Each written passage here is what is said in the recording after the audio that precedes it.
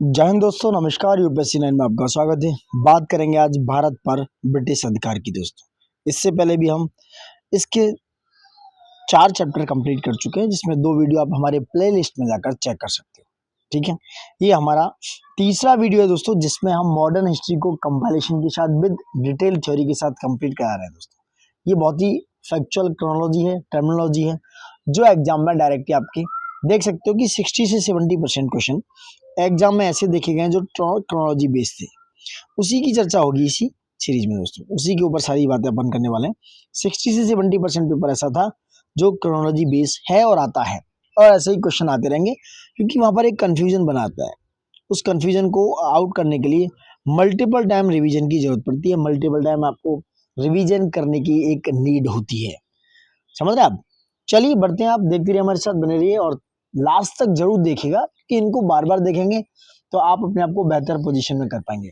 और हाँ, सबसे जरूरी बात यही है कि ये जो भी सारा डेटा है 2026 से लेके 26 और 27 जितने भी हैं एग्जाम नेक्स्ट ईयर में होने वाले हैं, इवन जो भी 25 में लास्ट एग्जाम होंगे, उन सब के लिए भी बहुत ज्यादा इंपॉर्टेंट है, और हम उसी कंपाइलेशन के साथ ही काम कर रहे हैं। चलिए आगे बढ़ते हैं, इसी सीरीज में आगे बात करेंगे दोस्तों। आगे बात करते हैं भारत पर ब्रिटिश अधिकार, क्योंकि ब्रिटिश ने आकर कैसे इंडिया को कन्क्वायर किया, कैसे उन्होंने औपनिवेशिक एक प्रदेश तैयार किए, इस तरीके से बात करने वाले हैं। भूमिका की बात करेंगे स्टार्टिंग में। 18वीं सदी की दोस्तों बात है। भारतीय राजनीति से लाभ उठाते हुए ब्रिटिश कंपनी की एक व्यापारिक कंपनी राजनीतिक शक्ति के रूप में परिवर्तित हो गई। मतलब वो as a commercial, as a trade barrier की तरह कंपनी करने काम आई थी, बट उसने अपने आप को political, as a political power establish किया और चेंज कर दिया अपने आप को। प्रारंभ में एक तरफ जहां मुगल साम्राज्य का पतन हो रहा था, जैसे औरंगजेब के मरने के बाद उनके जो छोटे छोटे राजा आए, जैसे कि बहुत सारे बहादुर शाह हैं, बहुत सारे आलम शाह, जादर शाह वगैरह वगैरह, फक्सियर, तो बहुत ही ज्यादा महत्वाकांक्षी नहीं थे, बहुत ही ज्यादा उनके पास पावर नहीं थी। ऑलरेडी जो फाइनेंस था उनका, जो रेवेन्यू था उनका, वो बहुत ज्यादा डिटोरिएट हो चुका था। उसके बाद आगे की चर्चा यही है कि इन सब का लाभ उठाते हुए अंग्रेजों ने पूरे इंडिया को कन्कर किया। वहीं दूसरी तरफ छोटे छोटे स्वतंत्र राज्यों के बीच संघर्ष चल रहा था, जैसे कि हैदराबाद का एक नया उदय होना, अवध का उदय होना, ठीक है, कर्नाटका का उदय होना। तो ये नए नए राज्य उभर कर आए थे, छोटे छोटे जो स्वतंत्र राज्य के बीच एक स्ट्रगल चल रहा था। इन सब का लाभ उठाते हुए, इन सब का एडवांटेज लेते हुए, इन अंग्रेजों ने 300 से ज्यादा साल इंडिया को अपने गुलामी के अंदर रखा दोस्तों। और इसमें उपजे राजनीतिक नेतृत्व के अभाव का ब्रिटिश कंपनी ने भरपूर लाभ उठाया। जो पॉलिटिकल वैक्यूम था, पॉलिटिकल लीडरशिप एक बहुत उच्च दर्जे की नहीं थी। मुगलों के बाद जैसे डिक्लाइन शुरू हुआ, तो वहां पर एक ब्रिटिश कंपनी ने उस वैक्यूम को भरने की पूरी कोशिश की। उसी कड़ी में ये आगे की बात है। ये मैंने आपको एक बैकग्राउंड दे दिया। अब बात करते हैं जो फैक्चुअल आपका इंफॉर्मेशन है। आंग्ल फ्रांसीसी संघर्ष, यहाँ से क्वेश्चन डायरेक्ट आपके एग्जाम में पीसीएस 2025 12 अक्टूबर को देखने को मिला है। क्या है? कर्नाटक युद्ध में ब्रिटिश कंपनी की मुख्य प्रतिद्वंदिता फ्रांसीसी कंपनी के साथ शुरू हुई दोस्तों। तो ब्रिटिश और फ्रांसीसी आमने सामने थे कर्नाटक युद्ध के समय। यूरोपीय कंपनियों में फ्रांसीसी कंपनी सबसे बाद में आई, परंतु फ्रांसीसी कंपनी ने ही भारत पर वर्चस्व स्थापित किया। जैसे मैंने बताया, पहले पुर्तगीज आए, फिर डेन, फिर उसके बाद अंग्रेज आए, उसके बाद डेनिश, उसके बाद आए फ्रांसीसी। डेनिश मतलब डच, मतलब नीदरलैंड निवासी थे, ये डेनिश थे, ये डच थे, नीदरलैंड हॉलैंड के निवासी। सबसे लास्ट में आए फ्रांसीसी दोस्तों। सबसे लास्ट में कौन है? फ्रांसीसी।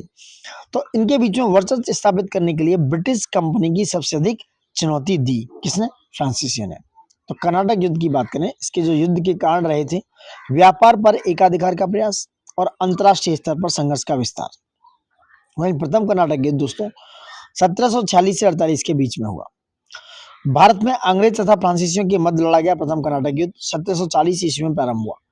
यहाँ से बात शुरू होती है ऑस्ट्रिया का युद्ध का विस्तार दोस्तों। जो ऑस्ट्रिया है, उसके युद्ध के विस्तार के रूप में पहला कर्नाटक युद्ध, प्रथम कर्नाटक युद्ध, उसकी शुरुआत हो चुकी। तो ऑस्ट्रिया का युद्ध का विस्तार, पहला कर्नाटक युद्ध, अंग्रेज और फ्रांसीसी आमने सामने दोस्तों, समझ रहे हैं।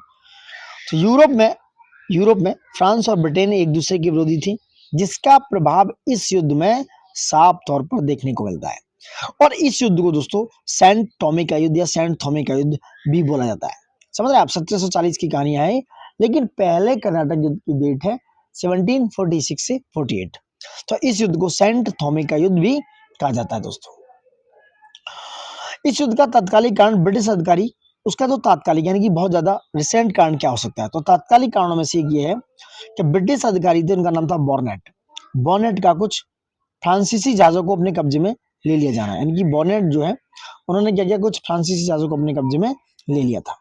फ्रांसीसी गवर्नर डुबले के आग्रह के बावजूद ब्रिटिश अधिकारी ने जहाज पर अपना कब्जा जमाए रखा।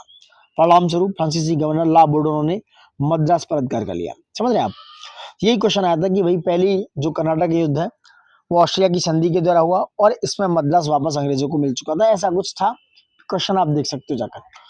तो यहाँ से क्वेश्चन डायरेक्ट आपके एग्जाम्स में देखने को मिला। तो इस तरह के ही क्वेश्चन हमेशा एग्जाम्स में आते रहे और आते रहेंगे दोस्तों। तो उसी जहाज पर कब्जा कर लिया और उसके परिणाम स्वरूप जो फ्रांसीसी गवर्नर था नाम था ला बोर्डोने, उन्होंने मद्रास पर अधिकार कर लिया। प्रथम कर्नाटक युद्ध दोस्तों तब शांत हुआ जब 1748 ईस्वी में ऑस्ट्रिया के उत्तराधिकार का युद्ध समाप्त हुआ। अब ये ऑस्ट्रिया का उस समय जो फ्रांस और ब्रिटेन के बीच में उत्तराधिकार का युद्ध चल रहा था वो समाप्त होने के बाद एक एक्सला सापेल की संधि हुई जो 1748 यानी कि 1748 ईस्वी में हुई। इस संधि के आधार पर मद्रास पर अंग्रेजों का अधिकार हो गया तथा उत्तरी अमेरिका में अब मद्रास अंग्रेजों को मिल चुका था इस संधि के बाद। ये क्वेश्चन था। तो 1748 में मद्रास अंग्रेजों को मिल चुका था, अंग्रेजों का अधिकार हो गया था, वापस अंग्रेजों को दे दिया गया था। और उत्तरी अमेरिका में लुइसबर्ग तथा स्कॉटिया, स्कॉटिया फ्रांसिस दोस्तों क्या है, स्कॉटिया फ्रांसिस को वापस मिल गया। इस तरह इस युद्ध में दोनों दलों की स्थिति समान थी दोस्तों। परीक्षा की दृष्टि देखते हैं। कर्नाटक का प्रथम युद्ध 1740-48 ईस्वी में, द्वितीय युद्ध 1749 एक साल बाद 49 से 54 के बीच में। यहाँ से क्वेश्चन हमेशा आते रहे, सो प्लीज देखते रहिएगा। कर्नाटक का तृतीय युद्ध 56 से 63 में। एक्सला सापेल की संधि 1748 में। अंबर का युद्ध, ये इंपोर्टेंट है, अंबूर या अंबर बोलते हैं, इसे अंबूर भी बोलते हैं कई बार, AMBUR, अंबूर का युद्ध 1749 में। पौंडीचेरी की संधि 1755 ईस्वी में। वन डिवास का युद्ध 1760 ईस्वी में। पेरिस की संधि 1763 ईस्वी में हुई दोस्तों। और वॉन्डिवस के युद्ध में ब्रिटिश सेना का नेतृत्व कर रहा था कौन, सर आयरकोट। पौंडीचेरी की स्थापना किसने की, फ्रांसिस मार्टिन ने 1674 ईस्वी में।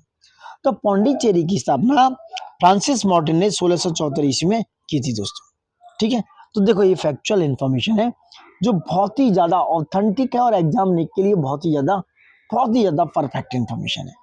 देखो मल्टीपल टाइम देखेंगे तो ये डेट्स आपको याद हो जाएंगी, सारा डेट्स का कमाल है। चलिए आगे बढ़ते हैं। प्रथम कर्नाटक युद्ध हुआ 1746 से 48 में, 1746 से 48 में। और तत्कालिक कारणों की जैसे हम बात कर चुके हैं, ये कई बार आ जाता है, अंग्रेजों द्वारा फ्रांसीसी जहाजों पर कब्जा, इसकी समाप्ति हुई एक्सला सापेल यानी कि 1748 की संधि के बाद। वही बात करें प्रथम कर्नाटक युद्ध से, यह उजागर हो गया कि यूरोपीय सैनिक शक्ति भारतीय सैन्य ताकत पर भारी पड़ सकती है। ये सारी चीजें इसी युद्ध के बाद क्लियर कट हो चुकी थी दोस्तों। बात करेंगे द्वितीय कर्नाटक युद्ध। द्वितीय कर्नाटक युद्ध की डेट है 1749 से 54 के बीच में, 49 से 54।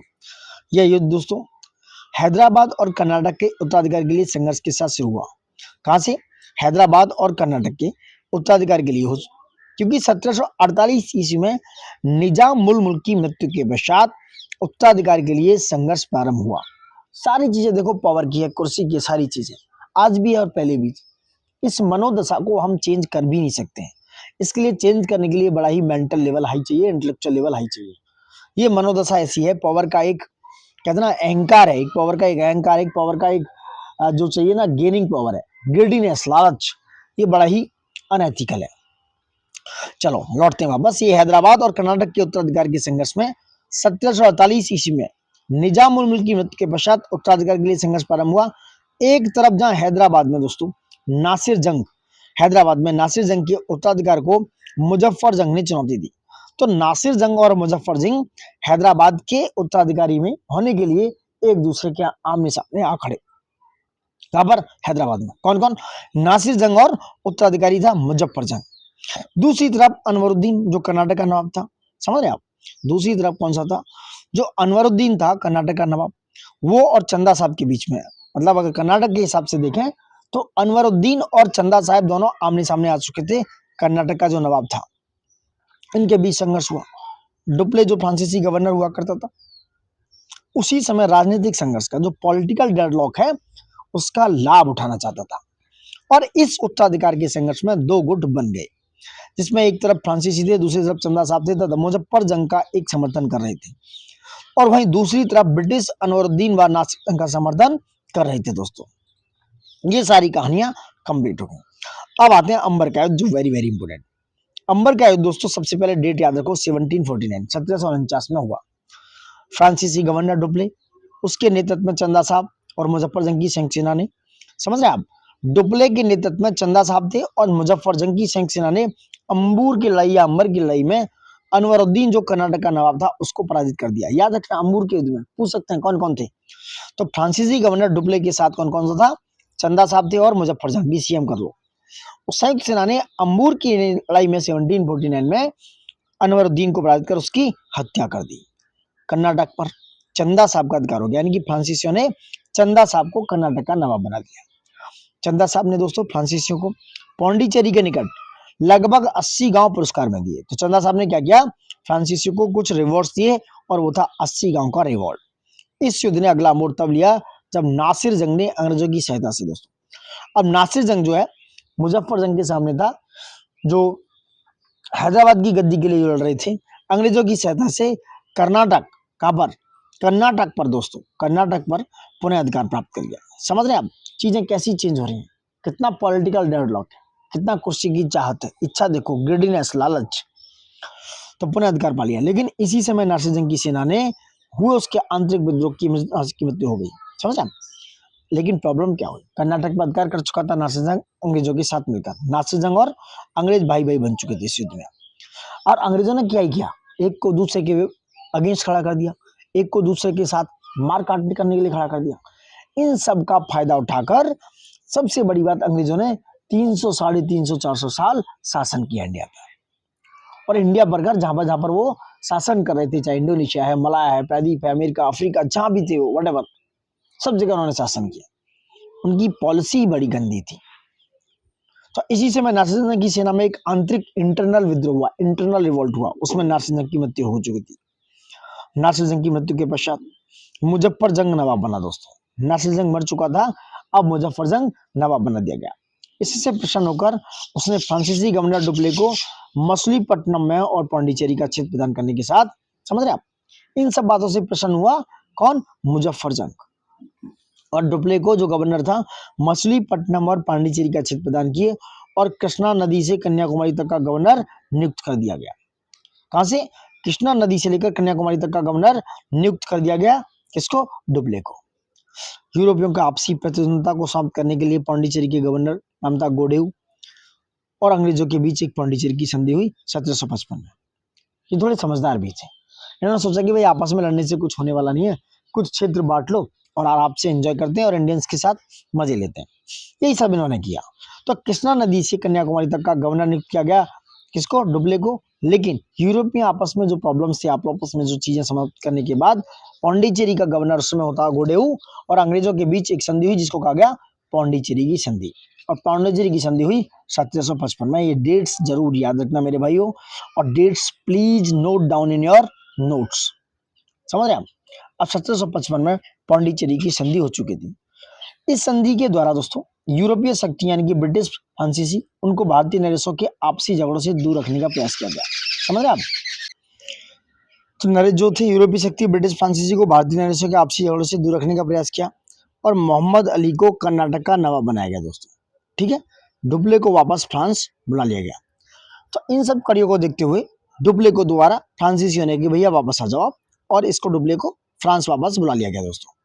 Now we are talking about Karnataka का तृतीय युद्ध, इज वेरी इंपोर्टेंट, 1756 से 63। तो कर्नाटक के तृतीय युद्ध की बात करेंगे, 56 से 63 तक हुआ। ठीक है, क्या हुआ, ठीक है, बात करेंगे कर्नाटक का तृतीय युद्ध दोस्तों, 1756 से 63, बहुत इंपोर्टेंट था ये। इस युद्ध की पृष्ठभूमि दोस्तों यूरोप में सप्तवर्षीय युद्ध ने तैयार की, जो 7 वर्षीय युद्ध हो रहा था यूरोप में। ठीक है, उसी सप्तवर्षीय युद्ध का ये परिणाम था कर्नाटक का तृतीय युद्ध 1756 से 63। 1757 ईस्वी में अंग्रेजों और फ्रांसीसियों ने एक दूसरे के ठिकानों पर आक्रमण करना शुरू कर दिया दोस्तों।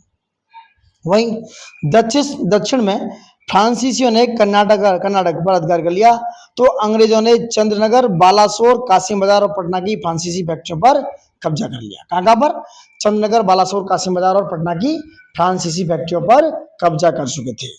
इस युद्ध का तत्कालिक कारण फ्रांसीसी और जो सरकार थी फ्रांसीसी गवर्नमेंट, उसके द्वारा काउंट डी लाली को भारत के संपूर्ण फ्रांसीसी प्रदेश के सैनिक व असैनिक अधिकारों से युक्त अधिकारी नियुक्त किया जाना था दोस्तों। समझ गए आप? ये सारी कहानी थी कर्नाटक के द्वितीय युद्ध में। अब नेक्स्ट बात करते हैं। देखो उसके बाद क्या होता है 1758 में दोस्तों, 1758 में लाली, काउंट डी लाली ने फोर्ट सेंट डेविड पर, कौन सा, फोर्ट सेंट डेविड पर अधिकार कर लिया और वांडीवर्स का युद्ध शुरू हुआ उसके बाद जनवरी 1760 में। वेरी इंपॉर्टेंट, ये जो डेटा है ना, जो इन्फॉर्मेशन है, जैसे वांडीवर्स का युद्ध है जनवरी 1760 है, ये सारी information is very collective. So please इनको बिल्कुल अंडरस्टिमेट ना किया जाए और बराबर इनको मल्टीपल टाइम्स रिवीजन करने की नीड है। तो बात करेंगे वांडीवर्स का युद्ध जनवरी 1760 दोस्तों। थोड़ा कलर चेंज कर दें। अंग्रेज और फ्रांसीसियों के बीच में हुआ युद्ध, अंग्रेज और फ्रांसीसी आमने सामने थी। यह युद्ध निर्णायक साबित हुआ अंग्रेज और फ्रांसीसियों के बीच में। इसमें फ्रांसीसियों की हार हुई दोस्तों। इस युद्ध ने ब्रिटिश सैन्य क्षमता को, ब्रिटिश की जो सोल्जर पावर थी उसकी एफिशिएंसी थी, उसको दर्शाया। वहीं 1761 ईस्वी में अंग्रेजों ने पौंडीचेरी पर अधिकार कर लिया। इस युद्ध के समापन में पेरिस की संधि हुई। कौन सी? पेरिस की संधि हुई वांडीवर्स के युद्ध में दोस्तों। अब वांडीवर्स युद्ध के परिणाम देखते हैं। परिणाम ये हुआ कि जन्म समय था इसका 1760। ठीक है, परिणाम अंग्रेज विजय हुए। नेतृत्व क्या? आयरकूट अंग्रेजी सेना का नेतृत्व कर रहे थे, काउंट डी लाली फ्रांसीसी सेना का नेतृत्व कर रहे थे। इसमें हुई दोस्तों पेरिस की संधि 1763 ईस्वी में। तृतीय कर्नाटक युद्ध का समापन पेरिस की संधि से हुआ। इस संधि के अनुसार अंग्रेजों ने फ्रांसीसियों की सारी फैक्ट्रियां वापस कर दी। किसने? ये जो पेरिस की संधि हुई 1763 में, तृतीय कर्नाटक युद्ध समाप्त हो गया और अंग्रेजों ने फ्रांसीसियों की सारी फैक्ट्रियां वापस कर दी। फ्रांसीसी ना तो अब फैक्ट्रियों की किलेबंदी कर सकते, मतलब उन्हें फोर्ट नहीं बना सकते थे फ्रांसीसी, और ना ही सैनिक रख सकेंगे। अब वे सिर्फ व्यापार यानी कि एज ए ट्रेडर कंपनी बनकर रह गए थे, यानी कि वो सिर्फ बिजनेस कर सकते थे, ट्रेड कर सकते थे। ये सारा काम पेरिस की संधि ने कर दिया। फ्रांसीसियों के समानांतर ब्रिटिश की सफलता का कारण क्या है, इसकी बात करेंगे। ठीक है, अब समानांतर ब्रिटिश सफलता का कारण देखते हैं क्या है फ्रांसीसियों के सामने। देखो, फ्रांसीसी कंपनी सरकारी नियंत्रण में कार्य करती थी, क्योंकि उसकी सरकार का नियंत्रण था फ्रांस के ऊपर। बट जो ब्रिटिश कंपनी थी उसकी निर्णय लेने की स्वतंत्रता प्राप्त नहीं थी उसको, ब्रिटिश कंपनी की तरह, क्योंकि ब्रिटिश कंपनी किसी गवर्नमेंट के अंडर में नहीं थी, वो डायरेक्ट काम करती थी, क्योंकि उसमें बोर्ड ऑफ डायरेक्टर्स और बोर्ड ऑफ डायरेक्टर्स और बोर्ड ऑफ कंट्रोल होता था। एक तरीके से वो एज ए प्राइवेट कंपनी काम करती थी, लेकिन फ्रांसीसी कंपनी पर उसकी गवर्नमेंट का कंट्रोल होता था। व्यापारिक दृष्टि से भी ब्रिटिश कंपनी फ्रांसीसी कंपनी की तुलना में अधिक सफल थी। ब्रिटिश कंपनियों को रॉबर्ट क्लाइव, वॉटसन, ये जो बहुत ही इंपॉर्टेंट और बहुत ही मेहनतीन और बहुत ही ताकतवर लोग थे दोस्तों। आयरकूट, समझ रहे हैं, ये आयरकूट थे, सर आयरकूट जैसे योग्य अधिकारी, योग्य ऑफिसर्स की सेवा प्राप्त हुई। बंगाल पर ब्रिटिश अधिकार की बात करें, 18वीं शताब्दी के उत्तरार्ध में बंगाल के नवाब सिराजुद्दौला से मीर कासिम तक बंगाल पर ब्रिटिश नियंत्रण को रोकने में असफल रहे दोस्तों। अब बंगाल के नवाब और ब्रिटिश के बीच मतभेद के कारण देखते हैं। ब्रिटिश और बंगाल के नवाबों के मध्य संघर्ष का प्रमुख कारण था 1717 ईस्वी में जारी किया गया मुगल बादशाह फर्रुखसियर का शाही फरमान। क्या था? शाही फरमान। कब जारी हुआ? ये जारी हुआ 1717 ईस्वी में। समझ रहे आप? 1717 ईस्वी में ये जारी किया गया ये फरमान दोस्तों। इसके द्वारा ब्रिटिश कंपनी को व्यापार में सीमा शुल्क से मुक्ति मिल गई, साथ ही कंपनी को इस क्षेत्र में वस्तुओं की आवाजाही का अधिकार दे दिया गया।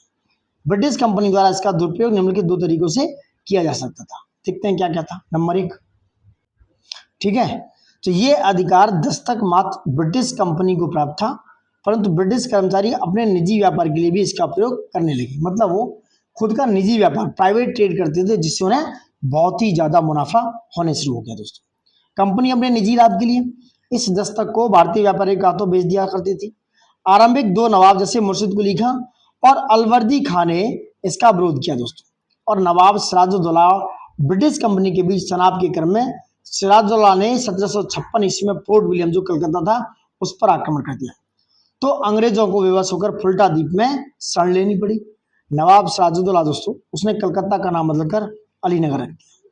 इसका प्रभारी था मानिक चंद को बनाया गया, जो कलकत्ता का नाम बदला उसका नाम रखा अलीनगर, इसका प्रभारी बना गया मानिक चंद। मानिक चंद ने यह किला अंग्रेजों को सौंप दिया दोस्तों। किसको? अंग्रेजों को मानिक चंद ने यह किला दे दिया दोस्तों। नेक्स्ट बात करेंगे 9 फरवरी 1757 ईस्वी को, डेट है 9 फरवरी 1757 को नवाब सिराजुद्दौला और क्लाइव के बीच अलीनगर की संधि हुई? 9 फरवरी 1757 अलीनगर की संधि का डेट है, नोट डाउन कर लो। इस संधि के द्वारा कंपनी को अपने दुर्गों की किलेबंदी एवं सिक्के ढलाई करने की अनुमति मिल गई। साथ ही कंपनी को नवाब द्वारा मुआवजा देने की बात कही गई, जिसका निर्धारण स्वयं नवाब को करना था। दोस्तों, प्लासी के युद्ध की बात करेंगे। 23 जून 1757, ये बहुत ही भयंकर डेट हुआ करती थी इंडियन किसमें, जो औपनिवेशिकवाद था, भारतीय औपनिवेश ब्रिटिश औपनिवेशवाद की सबसे बेहतरीन डेट 23 जून 1757। प्लासी का युद्ध बंगाल के नवाब सिराजुद्दौला और रॉबर्ट क्लाइव के नेतृत्व वाली ब्रिटिश कंपनी के बीच हुआ। युद्ध में मीर जाफर तथा सैन्य अधिकारी राय दुर्लभ पहले ही अंग्रेजों के साथ मिल चुके थे। नवाब की ओर से मीर मदान और मोहनलाल एवं कुछ फ्रांसीसी सैनिकों ने भाग लिया। किसकी? नवाब की ओर से दोस्तों। और इस युद्ध में मीर मदान युद्ध में मारा गया, वीरगति को प्राप्त हुआ और बहुत ही बहादुरी से उन्होंने ये प्लासी का युद्ध 23 जून 1757 को लड़ा। इस युद्ध में दोस्तों सिराजुद्दौला की मृत्यु हो गई। यद्यपि वह मैदान में नहीं था, परंतु मीर जाफर के पुत्र मीरन ने उसकी राजधानी मुर्शिदाबाद में हत्या कर दी। दोस्तों, कंपनी के लिए प्लासी के युद्ध का महत्व को समझते हैं, ये मेंस में कई बार आया हुआ क्वेश्चन है। 23 जून 1757 को क्लाइव ने मुर्शिदाबाद में मीर जाफर को बंगाल के नवाब के पद पर आसीन कराया। विदित हो कि मीर जाफर को कर्नल क्लाइव का गीदड़ कहा जाता था। समझ रहे हैं? किसको? मीर जाफर को कर्नल क्लाइव का गीदड़ कहा जाता था। ये क्वेश्चन आता है तो पूछ सकते हो आप। बंगाल का नवाबी प्राप्त करने के उपलक्ष्य में मीर जाफर ने कंपनी को 24 परगने की जमींदारी, कंपनी सेना को अतिरिक्त भत्ता तथा क्लाइव को लगभग 2,34,000 पाउंड की रकम निजी तौर पर भेंट की। किसको? क्लाइव को। दोस्तों, ये प्लासी के युद्ध के परिणामों की बात हो रही है। प्लासी के युद्ध ने अंग्रेजों का राजनीतिक शक्ति का स्थापित किया, साथ ही बंगाल के संपन्न खजाने तक पहुंच को सुनिश्चित किया। मीर जाफर को गद्दी से हटाकर मीर कासिम को नवाब बनाया गया। प्लासी के युद्ध के पश्चात मीर जाफर को नवाब बनाया गया, लेकिन कंपनी को मीर जाफर जो है बिल्कुल पसंद नहीं आ रहा था। उससे जितनी उपेक्षा थी, वो उससे जो कुछ चाहते थे वो मीर जाफर नहीं कर पा रहा था। वह उस अपेक्षा के अनुरूप कार्य नहीं कर पा रहा था। साथ ही कंपनी की बढ़ती मांगों के कारण नवाब की आर्थिक स्थिति बहुत ही खराब होती जा रही थी। ये सब बात सोचते हुए 1760 ईस्वी में नए गवर्नर वेनस्टॉर्ट ने मीर कासिम को नए नवाब के रूप में स्थापित किया। कौन था? गवर्नर था वेनस्टॉर्ट। बदले में मीर कासिम से कंपनी को 50 लाख रुपए, मिदनापुर, चिटगांव व वर्धमान के जिले की जमींदारी सौंप दी गई। दोस्तों, कौन कौन से? मिदनापुर, चिटगांव एवं वर्धमान के जिले की जमींदारी भेंट में मिली। दोस्तों, गेट इट? बात करते हैं मीर कासिम और ब्रिटिश कंपनी के बीच मतभेद। मीर कासिम कंपनी की बढ़ती इच्छाओं से असंतुष्ट था। मीर कासिम राजनीतिक रूप से कंपनी से स्वतंत्र होने का प्रयास कर रहा था। इसके लिए उन्होंने अपनी राजधानी मुर्शिदाबाद से मुंगेर स्थानांतरित की तथा अपनी सेना का यूरोपीय तकनीकों के आधार पर सुदृढ़ीकरण मजबूतीकरण किया। मुंगेर में गन फैक्ट्री की स्थापना की। उसने बंगाल की आर्थिक दशा को सुधारने तथा अंग्रेजों द्वारा दस्तक के दुरुपयोग को रोकने के लिए 1763 ईस्वी में समस्त आंतरिक व्यापार को कर मुक्त कर दिया, टैक्स फ्री कर दिया। दोस्तों, राजस्व वृद्धि के लिए एक अतिरिक्त कर खिजरी जमा को भी लगाया। दोस्तों, परिणाम स्वरूप 1763 ईस्वी में अंग्रेजों ने मीर कासिम के विरुद्ध युद्ध की घोषणा कर मीर जाफर को पुनः बंगाल का नवाब घोषित कर दिया। नवाब तो ऐसे बदल रहे थे जैसे लोग नए कपड़े चेंज करते हैं। घोषित कर दिया। इस प्रकार बक्सर के युद्ध की पृष्ठभूमि इस प्लासी के युद्ध के बाद तैयार हो चुकी थी। दोस्तों, now we are talking about Buxar का युद्ध 22 अक्टूबर 1764। बक्सर के युद्ध में एक तरफ अवध के नवाब थे जिनका नाम था शुजाउद्दौला, दूसरी तरफ मीर कासिम, तीसरी तरफ मुगल सम्राट शाह आलम द्वितीय। इनकी संयुक्त सेनाएं थी तथा दूसरी ओर हेक्टर मुन्नो के नेतृत्व में अंग्रेजी सेना काम कर रही थी। ठीक है, अंग्रेजी सेना लड़ाई करने के लिए तैयार थी। दोस्तों, ठीक है, अब थोड़ा परीक्षा की दृष्टि से देखते हैं, फिर पूरा और एक्सप्लेन करेंगे। मुगल बादशाह फर्रुखसियर ने ब्रिटिश कंपनी को व्यापार के लिए शाही परमान कब जारी किया? 1717 ईस्वी में। अलीनगर की संधि हुई 9 फरवरी 1757। ब्लैक होल की घटना कब हुई? इंपोर्टेंट है, 20 जून 1756 ईस्वी को। ठीक है, अब यहाँ से आगे बढ़ते हैं। क्या हुआ था कि हेक्टर मुन्नो के नेतृत्व में अंग्रेजी सेना काम कर रही थी। नेक्स्ट बात करें।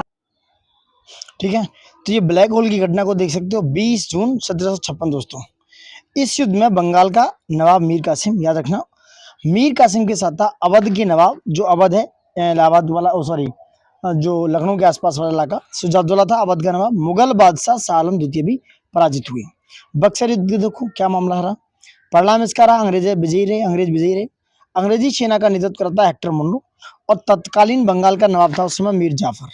ठीक है, अंग्रेज बनार मीर कासिम की बात हुई, शुजाउद्दौला और शाह आलम सेकंड की बात हुई। यहाँ पर कौन अंग्रेज बना? मीर कासिम, शुजाउद्दौला और शाह आलम सेकंड की बात हो रही बक्सर के युद्ध में। ब्रिटिश कंपनी के लिए बक्सर के युद्ध का महत्व समझो। प्लासी का युद्ध विश्वासघात से जीता गया, मगर इस युद्ध में ब्रिटिश ने अपने सैन्य श्रेष्ठता को प्रदर्शित किया। अब बंगाल के साथ अवध पर भी ब्रिटिश नियंत्रण हो गया। इस युद्ध के बाद कंपनी ने अखिल भारतीय शक्ति का रूप धारण कर लिया दोस्तों। इसके परिणाम स्वरूप बक्सर के युद्ध के बाद बंगाल, बिहार, उड़ीसा उस पर कंपनी का पूर्ण प्रभुत्व स्थापित हो गया। किस पर? बंगाल पर, बिहार एंड उड़ीसा पर। बक्सर के युद्ध के बाद मुगल बादशाह शाह आलम द्वितीय पूर्ण रूप से अंग्रेजों के अधीन हो चुका था दोस्तों। किसके? अंग्रेजों के अधीन हो गया। नेक्स्ट बात करेंगे क्या हुआ, परीक्षा की दृष्टि से देखते हैं। वह युद्ध दोस्तों जिसने भारत में ब्रिटिश प्रभुत्व का प्रारंभ किया वो था प्लासी का युद्ध। ब्रिटिश साम्राज्य का वास्तविक संस्थापक था Robert Clive, Lord Robert Clive. Bengal का वह नवाब जिसने अपनी राजधानी मुर्शिदाबाद से मुंगेर स्थानांतरित कर दी, मीर कासिम था, इंपोर्टेंट है। बक्सर के युद्ध किसमें दिल्ली का शासक कौन था? शाह आलम द्वितीय।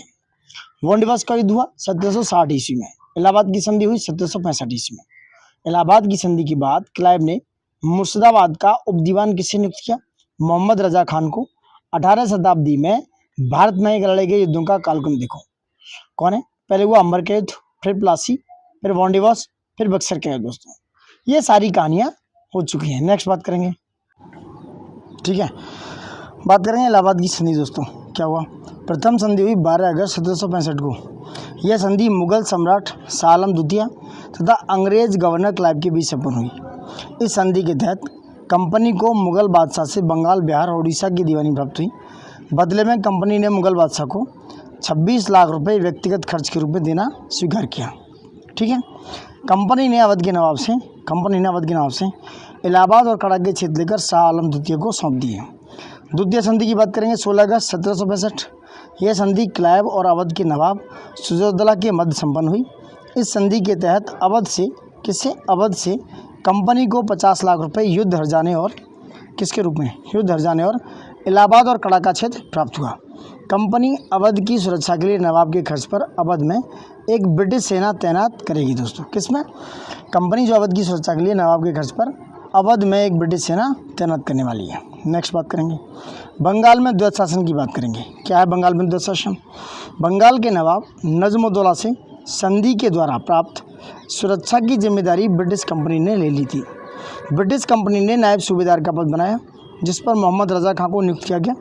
अब कंपनी का बंगाल के न्यायिक एवं वित्तीय प्रशासन पर अधिकार हो गया। इस व्यवस्था को द्वैत शासन कहा जाता है। क्या कहते हैं? इसी व्यवस्था को द्वैत शासन की संज्ञा दी गई दोस्तों। इसके तहत दीवानी शक्ति प्रत्यक्ष रूप से कंपनी के नियंत्रण में चलेगी, जबकि प्रशासनिक शक्तियां अप्रत्यक्ष यानी कि इनडायरेक्ट रूप से कंपनी के नियंत्रण में हो गई थी। द्वैत शासन का बंगाल पर प्रभाव देखते हैं क्या हुआ। इस व्यवस्था ने देश की प्रशासनिक व्यवस्था में व्यवधान उत्पन्न कर दिया, क्योंकि अब कंपनी प्रशासन के उत्तरदायित्व को स्वीकार नहीं करती थी। इस व्यवस्था ने किसानों पर भूमि कर का भार बढ़ा दिया तथा 1770 ईस्वी में बंगाल में अकाल पड़ने से भारी नुकसान हुआ। तो बंगाल पर अकाल पड़ा कब? 1770 ईस्वी में। भारतीय व्यापारों को भी नुकसान हुआ क्योंकि कंपनी को मुक्त व्यापार का अधिकार प्राप्त था। नेक्स्ट बात करते हैं, स्वर्ग से उत्पन्न सेनानायक किसे कहते हैं? उसे कहते हैं रॉबर्ट क्लाइव को। बंगाल में द्वैत शासन की नींव किसने रखी? Robert Clive. वॉरेन हेस्टिंग्स ने द्वैत शासन व्यवस्था को समाप्त किया 1772 में। बंगाल में 1770 ईस्वी में अकाल के समय गवर्नर था कॉर्टियर। ये वेरी इंपॉर्टेंट क्वेश्चन, यहाँ से क्वेश्चन कई बार रिपीट हुआ है दोस्तों। ठीक है, नेक्स्ट बात करने वाले हैं क्या होगा। बंगाल में ब्रिटिश गवर्नर का कालक्रम देखो। क्लाइव 1757 से 60 तक और 1765 से 1767 तक। बेनस्टॉट 1760 से 65 और वेरेलेस्ट 1767 से 69 और कार्टियर 69 से 72 के बीच में रहा था दोस्तों। मैसूर की बात करेंगे। क्या है मैसूर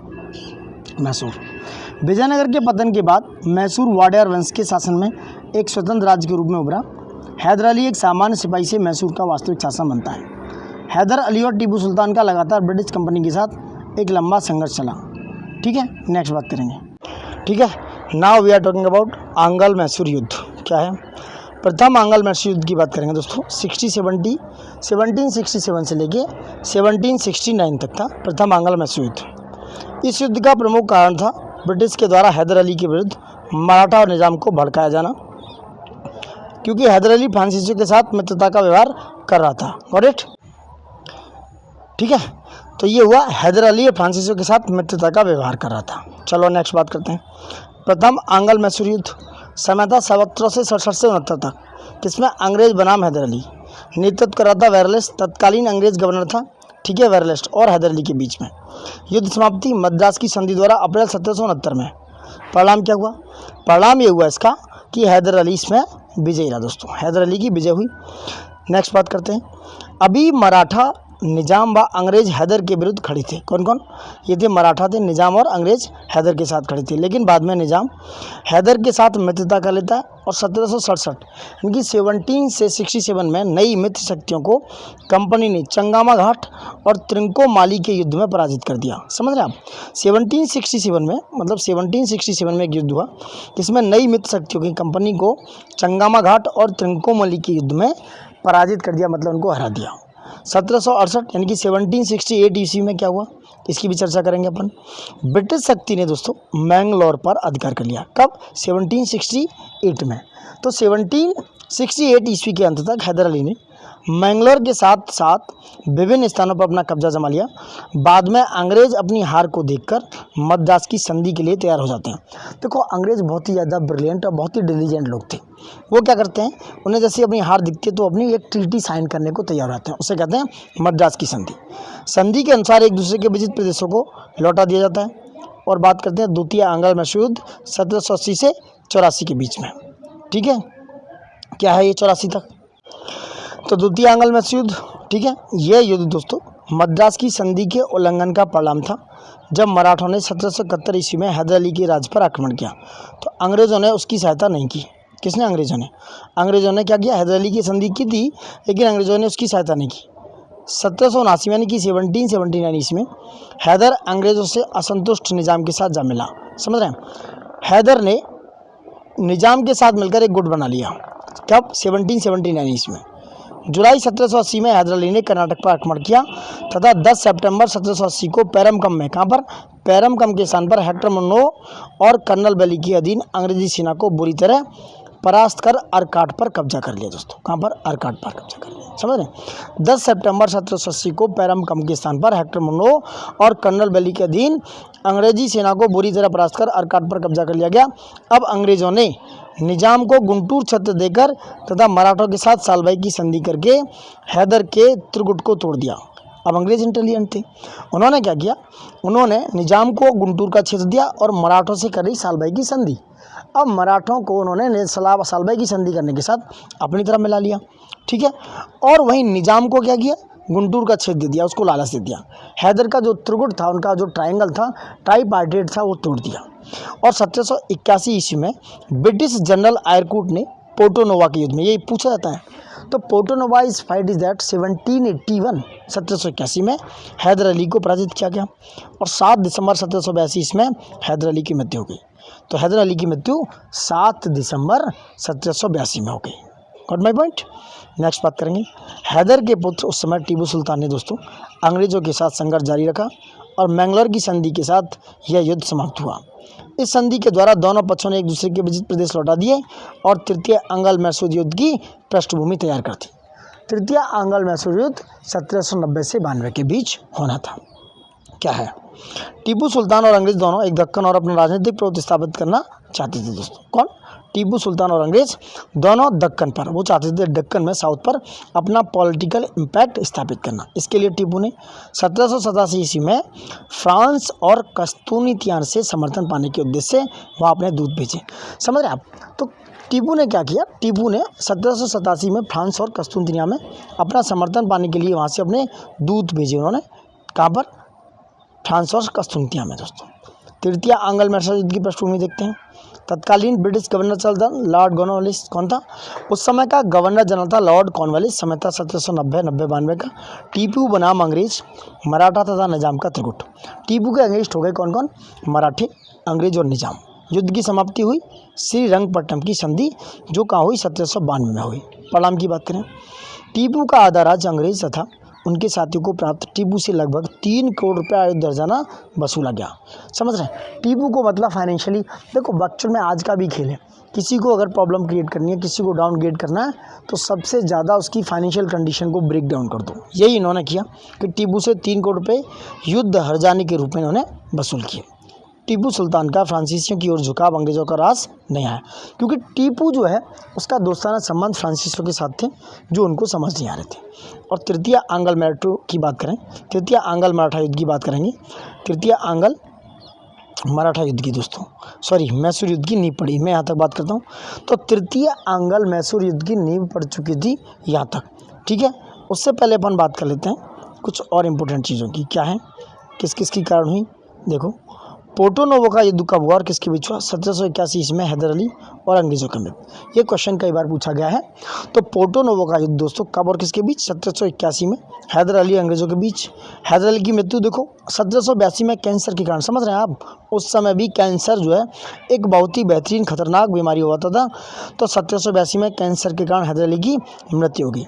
टीपू सुल्तान की मृत्यु किस युद्ध में हुई? 1799 ईस्वी में चतुर्थ आंग्ल मैसूर युद्ध में टीपू सुल्तान 1799 में युद्ध करते करते वीरगति को प्राप्त हुई। टीपू सुल्तान ने किस भू राजस्व प्रणाली का उपयोग किया? रैयतवाड़ी व्यवस्था दोस्तों। किस मैसूर शासक के नेपोलियन के साथ संबंध थे? टीपू सुल्तान के। टीपू सुल्तान को उनकी वीरता के लिए किस उपाधि से नवाजा गया? शेर ए मैसूर। कौन सी उपाधि थी? शेर ए मैसूर। अपने राज्य में स्वतंत्रता का वृक्ष लगवाया टीपू सुल्तान ने दोस्तों। किसने? टीपू सुल्तान ने स्वतंत्रता का वृक्ष लगवाया। एंग्ल मैसूर युद्ध की परिचर्चा करते हैं, एक एक कंपेयर करते हैं एंग्ल मैसूर युद्ध के बारे में। देखो, प्रथम आंग्ल मैसूर युद्ध हुआ दोस्तों 1767 से 69 में, लॉर्ड वेरेलिस था, मद्रास की संधि के द्वारा समाप्त हुआ। 69 में मद्रास की संधि हुई। द्वितीय आंग्ल मैसूर युद्ध 1780 से 84 में, वॉरेन हेस्टिंग्स, मैंगलोर की संधि हुई 84 में। तृतीय आंग्ल मैसूर युद्ध 1790 से 92 में, लॉर्ड कॉर्नवालिस, श्रीरंगपट्टनम की संधि हुई। समझ रहे हैं, ये एक एक चीज़ ना हर चीज़ से इंटरलिंक है, और कब कहाँ क्या दिया गया ये बहुत ज़्यादा इंपॉर्टेंट है। चतुर्थ आंग्ल मैसूर युद्ध 1799 ईस्वी में वेलेजली और टीपू की मृत्यु इस युद्ध में हो चुकी थी। नेक्स्ट बात करते हैं दोस्तों, मैसूर युद्ध की नींव पड़ने के बाद 1789 से 90 ईस्वी की बात करेंगे अपन। क्या बात होगी? 1789 से 90 ईस्वी में अंग्रेज के मित्र राज्य थे त्रावणकोर पर टीपू ने आक्रमण कर दिया। तो 1789 से 90 में अंग्रेजों का मित्र राज्य था त्रावणकोर, जो केरला में पड़ता है। केरला की जन्मभूमि है, पृष्ठभूमि है, केरल की बात कर रहा हूँ। तो केरल का जो राज्य है त्रावणकोर, उस पर टीपू ने आक्रमण कर दिया, जिसके जवाब में कॉर्नवालिस ने दोस्तों वेल्लूर बेंगलोर पर अधिकार मतलब राइट्स पर अपना आधिपत्य जमाते हुए बेंगलोर पर अधिकार करते हुए श्रीरंगपट्टनम पर चढ़ाई कर दी। अंत में श्रीरंगपट्टनम की संधि हुई 1792 ईस्वी में। इस युद्ध से समाप्त हुआ तृतीय आंग्ल मैसूर युद्ध। Now we are talking about चतुर्थ आंग्ल मैसूर युद्ध। 1799 की बात करेंगे। इंपॉर्टेंट डेट्स हैं, देखो मैं एक बार बार बोलूँगा कि इन डेट्स को बिल्कुल भी ज़्यादा इग्नोर नहीं किया जाए। हर डेट्स को अगर आपको टाइम मिले तो लिख लो, और उसकी पृष्ठभूमि ज़रूर लिख लो। पृष्ठभूमि से मतलब मेरा ये है कि उस चीज़ में क्या हुआ, उसके कॉन्सिक्वेंसेस क्या निकल के आए, क्या चीज़ें रहीं, और वो क्यों हुआ, और उसका कॉन्सिक्वेंसेस क्या निकल के आया। तो there is a big thing to on that note. So Srirangapatnam की संधि पर चर्चा करेंगे भाई। श्रीरंगपट्टनम की संधि, टीपू और कॉर्नवालिस के मध्य परिणाम तृतीय आंग्ल मैसूर युद्ध समाप्त हो गया। श्रीरंगपट्टनम की संधि हुई, ठीक है, 1792 ईस्वी में। Got my point. अब आते हैं नेक्स्ट, क्या है, ठीक है। अब यह युद्ध दोस्तों लॉर्ड वेलेजली की विस्तारवादी नीति, क्योंकि लॉर्ड वेलेजली अपना एक्सपेंशन करना चाहते थे, अपने राज्य को बढ़ाना चाहते थे। मतलब चाहते थे कि भाई बड़ा राज्य हो जाए, उसका क्षेत्रफल बढ़े, एरिया बढ़े, तो एक्सपेंशन पॉलिसी पे वो विचार करते थे। तो उन्होंने अपनी एक्सपेंशन पॉलिसी लागू की लॉर्ड वेलेजली ने, मतलब अपने साम्राज्यवादी विस्तारवादी नीति का परिणाम था कौन सा, यह युद्ध। 1799 ईस्वी में टीपू ने वेलेजली की सहायक संधि के प्रस्ताव को ठुकरा दिया। समझ रहे हैं, ये बात हो रही है चौथे युद्ध की, मैं बात कर रहा हूँ टॉकिंग अबाउट चतुर्थ आंग्ल मैसूर युद्ध की। ये लॉर्ड वेलेजली की विस्तारवादी एक्सपेंशन नीति का ही परिणाम था चौथा आंग्ल मैसूर युद्ध, ठीक है। प्रस्ताव को ठुकरा दिया वेलेजली की सहायक संधि, क्योंकि सहायक संधि यहाँ से क्वेश्चन आया, आप देख सकते हो। इस बार यहाँ से मैचिंग में क्वेश्चन आया हुआ है PCS 2025 12 अक्टूबर को। मैचिंग में किस गवर्नर जनरल या वायसरॉय ने कौन सी पॉलिसी लागू की थी, ठुकरा दिया। तो वेलेजली ने मैसूर पर आक्रमण कर दिया। इस युद्ध में टीपू लड़ता हुआ मारा गया, और 1799 ईस्वी में अंग्रेजों ने श्रीरंगपट्टनम पर अधिकार कर लिया। उसके पश्चात अंग्रेजों ने वॉडेयर वंश के शासक थे कृष्णराज द्वितीय। आपको एग्जाम में दे देंगे कि भाई उसके चतुर्थ आंग्ल मैसूर युद्ध के बाद क्या हुआ कि चतुर्थ आंग्ल मैसूर युद्ध के बाद अंग्रेजों ने वॉडेयर वंश के शासक कृष्णराज द्वितीय को सत्ता सौंप दी। नहीं, वो दे देंगे कृष्णराज तृतीय चतुर्थ, तो there is a lot of confusion where, तो वहाँ ऐसा नहीं करना है। तो कृष्णराज द्वितीय को सत्ता सौंपकर उससे सहायक संधि कर ली। ठीक है, अब बात करेंगे आंग्ल मराठा पड़ाव की। क्या है ये आंग्ल मराठा, इनकी संधियों की चर्चा करेंगे। आंग्ल मराठाओं की दोस्तों, अंग्रेज और मराठाओं के बीच राजनीतिक सत्ता के लिए लगातार संघर्ष होते रहे। ठीक है, तो अंग्रेज जो है अब मराठों के साथ लड़ने के शुरू हो गए, जिसमें अंग्रेज जो है अंतिम रूप से विजय रहे, क्योंकि मराठों को भी इन्होंने हरा दिया। अच्छा, मराठों की प्रॉब्लम क्या थी? प्रॉब्लम जो आज है वैसे ही पहले थी मराठों में। मराठे ना अलग अलग थे, जैसे ग्वालियर के सिंधिया, होलकर थे, नागपुर के थे, कुछ इंदौर के थे, होलकर हो गए, सिंधिया हो गए, गायकवाड़ तो इंदौर वगैरह के थे। तो इनमें क्या ना आपसी फूट थी। अगर ये यूनाइट रहते ना, ये पूरी तरीके से डिसेंट्रलाइज नहीं होते, अगर आप बिखेरे हुए नहीं होते, तो ये अंग्रेज कभी घुस नहीं पाते इंडिया में। मतलब मराठे इतने पावरफुल थे, इतनी टैक्टिक्स थी उनके पास युद्ध की, कभी भी अंग्रेज उनको विजय नहीं कर पाते। लेकिन मराठों में आपसी फूट थी, जिसकी वजह से आपसी फूट अगर कहीं भी है, चाहे वो घर है, परिवार है, देश है, बिरादरी है, कहीं भी है, व्हाटएवर, वहाँ पे ये प्रॉब्लम्स आएगी। कोई तीसरा एंटर मारेगा और वो बीच में एक पार्टीशन क्रिएट कर देगा, पार्शलिटी क्रिएट कर देगा, एक की तरफ हो जाएगा और दूसरी की तरफ लड़ना शुरू कर देगा। ये हमेशा से चलता रहा है, आज भी यही हो रहा है। चलिए, तो विजयी पेशवा पद के दावेदार थे कौन? रघुनाथ राव। पेशवा पद के दावेदार रघुनाथ राव ने 1775 ईस्वी में अंग्रेजों से सूरत की संधि कर ली। पॉइंट ये है कि भाई सूरत की संधि कब हुई, तो सूरत की संधि की डेट है 1775। इसके बदले उसने सूरत एवं बड़ौच के राजस्व, जो रेवेन्यू वसूलने के अधिकार के साथ, सॉल्सेट, बसीन व थाड़े के क्षेत्र अंग्रेजों को दे दिए। समझ रहे हैं आप? थाड़े दे दिया, क्षेत्र अंग्रेजों को दे दिया, सालसेट, बसीन, थाड़े के क्षेत्र दे दिए, और इसी के साथ प्रथम आंग्ल मराठा युद्ध शुरू हुआ दोस्तों। कौन सा? सूरत की संधि 1775, और इसी के साथ प्रथम आंग्ल मराठा युद्ध शुरू हो चुका था। Now we are talking about प्रथम आंग्ल मराठा युद्ध 1775 से 82 की बात करेंगे। 75 से 82 की बात होगी। क्या है? सूरत की संधि के पश्चात कर्नल कीटिंग के नेतृत्व में एक ब्रिटिश सेना ने 1775 ईस्वी में आरस के मैदान में, याद रखना, आरस के मैदान में मराठा सेना को पराजित किया, लेकिन पूना में मराठों का अधिकार बना रहा। पुणे में मराठे होल्ड किए हुए थे। बात करेंगे पुरंदर की संधि 1776 ईस्वी में। इस संधि में निश्चित किया गया कि अंग्रेज राघोबा का पक्ष नहीं लेंगे। जो राघोबा था, जैसे आपने देखा होगा बाजीराव मस्तानी पिक्चर, वहाँ पे भी एक राघोबा था, तो वहाँ ये क्लियर किया गया कि राघोबा का पक्ष अंग्रेज नहीं लेंगे, किंतु अंग्रेजों के पास सालसेट और बड़ौच के राजस्व को वसूलने का अधिकार होगा। अंग्रेज सालसेट और बड़ौच के राजस्व को वसूल सकते हैं, लेकिन अंग्रेज जो है राघोबा का पक्ष नहीं लेंगे। बम्बई की ब्रिटिश सरकार इस संधि का विरोध कर राघोबा का समर्थन किया दोस्तों। उसके परिणाम स्वरूप हुआ 1779 ईस्वी में तालगांव का युद्ध। याद रखना, पॉइंट इज दैट कि 1779 में 1779 में तालगांव का युद्ध में अंग्रेजों को पराजय मिली। इसके परिणाम फलस्वरूप अंग्रेज सरकार उसको बड़गांव की अपमानजनक संधि करनी पड़ी। कहाँ पर? अंग्रेजी सरकार को बड़गांव की अपमानजनक संधि करनी पड़ी, और बड़गांव की संधि हुई 1779 में, 1779 ईस्वी में। इस संधि में निश्चित हुआ कि बम्बई सरकार द्वारा जीता गया सारा क्षेत्र मराठों को वापस किया जाएगा। अब बड़गांव की संधि काफ़ी ज़्यादा इम्पैक्टफुल हुई। इसमें ये रिजल्ट निकल के आया बड़गांव की संधि में दोस्तों, 1779 में बड़गांव की संधि में ये रिजल्ट निकल के आया कि बम्बई सरकार द्वारा जीता गया सारा क्षेत्र मराठों को वापस किया जाएगा और बंगाल से अपनी सेना को वापस बुला लिया जाएगा। ये संधि बड़गांव की संधि का रिजल्ट निकला, उसका कॉन्सिक्वेंस निकल कर आया दोस्तों। यह संधि अंग्रेजों की महत्वाकांक्षा के विपरीत थी, अंग्रेजों के लिए एक तरीके से घातक हुई। इसलिए पुनः पूना दरबार और बम्बई सरकार के बीच सालबाई की संधि हुई दोस्तों। पूना दरबार और बम्बई के बीच में सालबाई की संधि हुई कब? 1782 ईस्वी में। 1782 ईस्वी में संधि हुई पूना और सालबाई की। सालबाई की संधि की बात करें 1782 ईस्वी में क्या हुआ?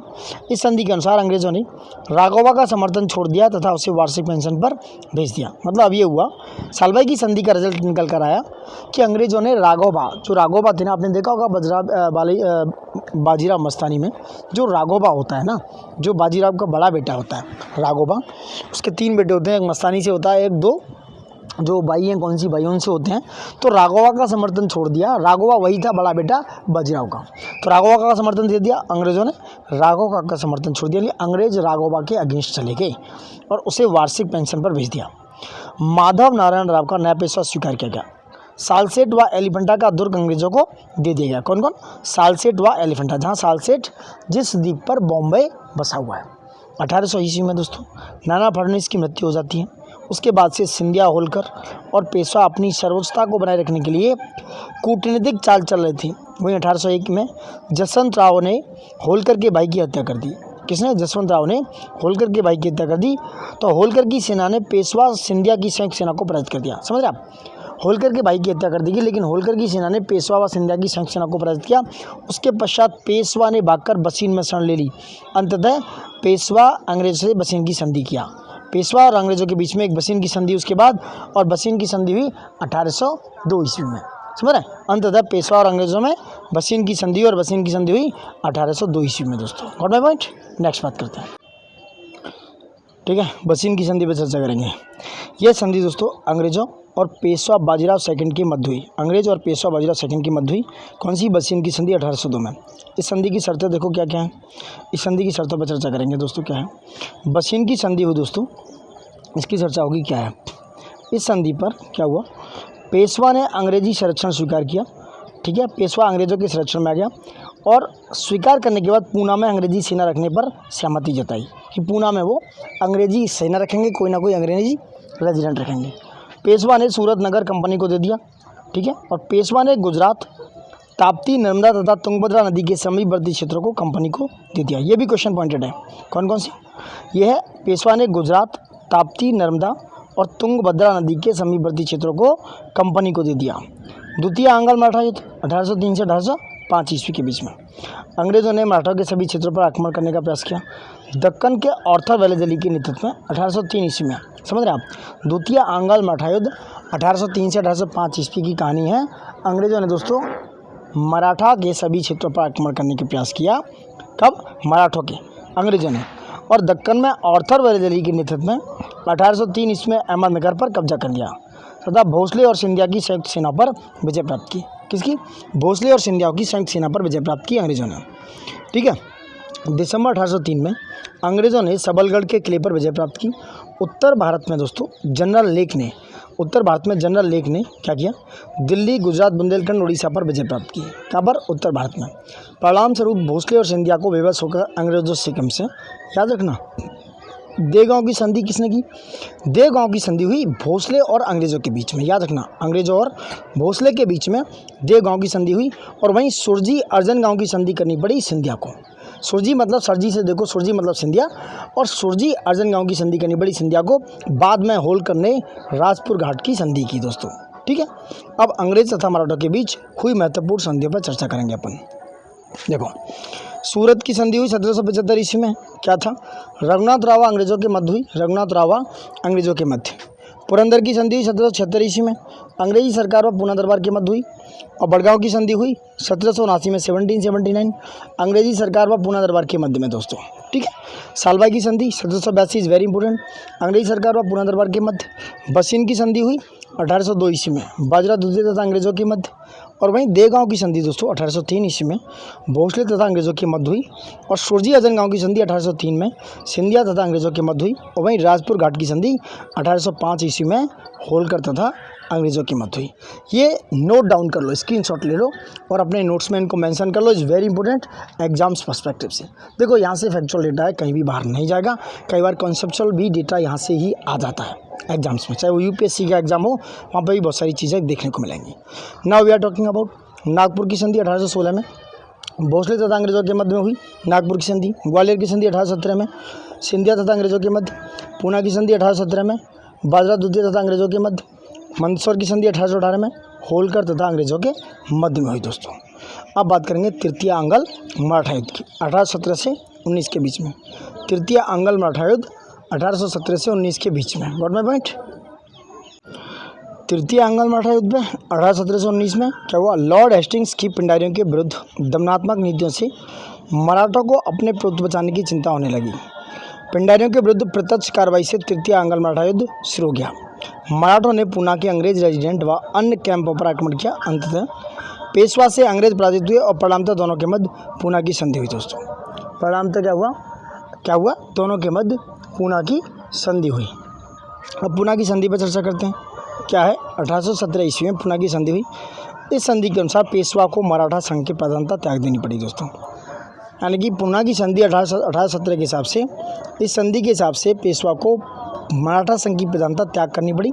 पेशवा का समस्त राज्य जो है बम्बई प्रेसिडेंसी में मिला लिया गया। क्या किया गया? पेशवा का समस्त राज्य बम्बई प्रेसिडेंसी में मिला लिया गया और आंगल मराठा युद्ध शुरू हो गया। प्रथम आंगल मराठा युद्ध दोस्तों बात करेंगे क्या 1775 से कब हुआ? 1775 से 82 के बीच में, वॉरेन हेस्टिंग्स के बीच में। प्रथम आंगल मराठा युद्ध हुआ 1775 से 82 में, कब हुआ? वॉरेन हेस्टिंग्स के समय पर। द्वितीय आंगल मराठा युद्ध हुआ 1803 से 5 के बीच में, लॉर्ड वेलेस्ली के समय। तो प्रथम आंगल मराठा युद्ध 1775 से 82 में, वॉरेन हेस्टिंग्स गवर्नर था। और द्वितीय आंगल मराठा युद्ध में 1803 से 5 के बीच में लॉर्ड वेलेस्ली गवर्नर था। तृतीय आंगल मराठा युद्ध 1817 से 19 के बीच में, लॉर्ड हेस्टिंग्स गवर्नर था दोस्तों उस समय। आंगल सिख संघर्ष की बात करेंगे 1839 की। 1839 में रणजीत सिंह की मृत्यु से सिख राज्य पर षड्यंत्र के बादल मंडराने लगे और क्षेत्र विस्तार को लेकर अंग्रेजों और सिखों के बीच युद्ध प्रारंभ हो गया। यहाँ से क्वेश्चन आया हुआ देख सकते हो आप। तो 1839 में रणजीत सिंह की मृत्यु होने के बाद सिख राज्य पर क्या हुआ? षड्यंत्र के बादल मंडराए और अंग्रेज और सिखों के बीच क्या हुआ? अंग्रेज और सिख आमने सामने आ गए दोस्तों। ठीक है, कुछ और संधियाँ हैं, इनकी बात करेंगे। प्रथम आंगल सिख युद्ध देखते हैं, यहाँ से क्वेश्चन आया था, थोड़ा सा कन्फ्यूजिंग जरूर था लेकिन अच्छा क्वेश्चन था। प्रथम आंगल सिख युद्ध 1845 से 46 की कहानी है। महारानी जिंदन उसकी विस्तारवादी सोच थी दोस्तों, वो चाहती थी उसके राज्य का एक्सपेंशन किया जाए, तो उसकी विस्तारवादी सोच के परिणामस्वरूप यह युद्ध प्रारंभ हुआ। अंग्रेजी सेना का प्रमुख सर ह्यू गॉफ, कौन था? सर ह्यू गॉफ। कौन था? सर ह्यू गॉफ था। अंग्रेजों और सिख सेना के मध्य 5 लड़ाइयाँ लड़ी गई, जिसमें 4 लड़ाइयाँ थी। मुदकी 1845 में 4 लड़ाइयाँ, मुदकी 1845 में, फिरोजशाह 1845 में, बुद्धवाल और अलीवाल अनिर्णीत रहे दोस्तों। 4 लड़ाइयाँ लड़ेगी। नंबर 1 मुदकी 1845 ईस्वी में, फिरोजशाह 1845 में, बुद्धवाल और अलीवाल अनिर्णीत रहे। केवल 5वीं लड़ाई जो फरवरी 1840 को सबराव में लड़ी गई दोस्तों। कब? फरवरी 1840 को सबराव में लड़ी गई, वो निर्णायक रही दोस्तों। अंत में सिखों की हार हुई। लाल सिंह और तेज सिंह के विश्वासघात के कारण सिख सेना बुरी तरह से पराजित हुई। लाल सिंह सिख सेना का प्रधान सेनापति था। अंग्रेजी सेना से 1846 ईस्वी में लाहौर पर अधिकार कर लिया और उसके पश्चात 1846 ईस्वी में सिखों की लाहौर की संधि के लिए विवश होना पड़ा। अब लाहौर की संधि हुई 1846 में, 1846 में लाहौर की संधि हुई। Got my point? ठीक है, अब लाहौर की संधि 1846 में, उस पर चर्चा करेंगे। सिखों ने सतलज नदी से दक्षिण, याद रखना ये चीज़ें थोड़ी इंपॉर्टेंट हैं क्योंकि ये क्वेश्चन कई बार लाहौर की संधि पर आया हुआ है। सिखों ने सतलज नदी से दोस्तों, जैसे मान लो ये सतलज है, उसके दक्षिण में की ये वाला इलाका साउथ, दक्षिण तक के सारे क्षेत्र अंग्रेजों को सौंप दिए। यानी सिखों ने कहा कि भाई सतलज नदी से दक्षिण तक, यानी कि सतलज से लेकर उसके दक्षिण वाले इलाके तक, साउथ तक जितने भी सारे क्षेत्र अंग्रेजों को दे दिए गए। बदले में अंग्रेजों ने दिलीप सिंह को महाराजा तथा रानी जिंदन को उसकी संरक्षक और लाल सिंह को वजीर बना दिया। अब वजीर कौन था? लाल सिंह।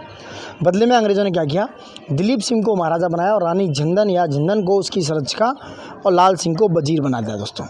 सिख सैनिकों की संख्या को सीमित कर दिया गया। सिखों को 1.5 करोड़ रुपए युद्ध हर्जाने के रूप में भरने पड़े, 1.5 करोड़ रुपए। हेनरी लॉरेंस को लाहौर में कंपनी का रेजिडेंट नियुक्त किया गया। लाहौर के आकार को सीमित करने के उद्देश्य से दोस्तों क्या किया गया?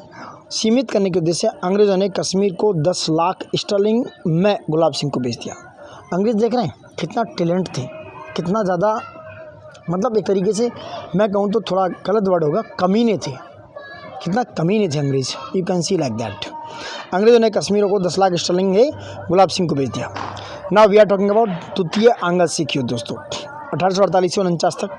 ये द्वितीय आंगल सिख युद्ध 48 और 49 की कहानी है। लॉर्ड डलहौजी के साम्राज्यवादी नीति, इसकी भी नीतियाँ साम्राज्यवादी थी, एक्सपेंशन पॉलिसी थी। वो भी चाहते थे कि उनके साम्राज्य का विस्तार हो क्योंकि सबकी अपनी महत्वाकांक्षाएँ हैं, सब अपना चाहते हैं, बड़ा इलाका, बड़ी चीज़, बड़ा नाम, बड़ी काम। तो ये भी उनमें से एक थे। तो साम्राज्यवादी नीतियों के कारण जनता में पहले से ही आक्रोश की भावना थी। मुल्तान के गवर्नर थे उसमें मुल्ला चोपड़ा, उसका विद्रोह तथा उसके द्वारा 2 अंग्रेज अधिकारियों की हत्या। ठीक है, मुल्तान के गवर्नर मुल्ला चोपड़ा का विद्रोह था, उसके द्वारा 2 अंग्रेज अधिकारियों की हत्या द्वितीय आंगल सिख युद्ध का तत्कालिक कारण बना। क्या बना? द्वितीय आंगल सिख युद्ध का तत्कालिक कारण बना। इसी का बहाना बनाकर लॉर्ड डलहौजी ने युद्ध की घोषणा कर दी। परिणामतः कुल 3 युद्ध हुए।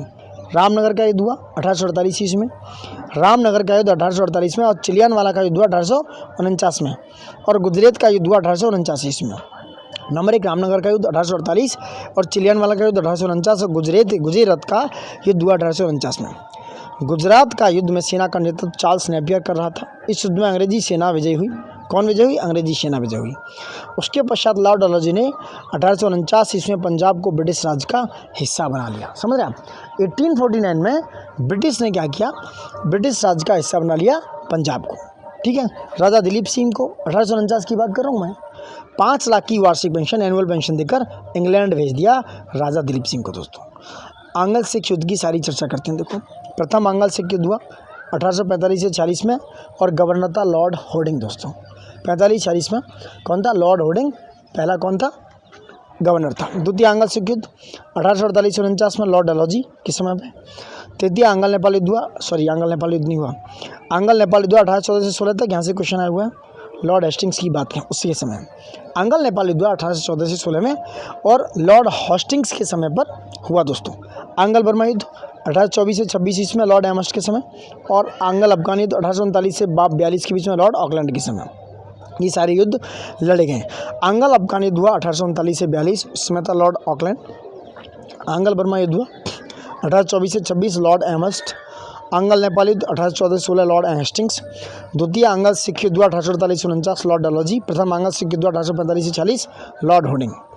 Now we are talking about आंग्ल नेपाल युद्ध 1814 से 16 ईस्वी में।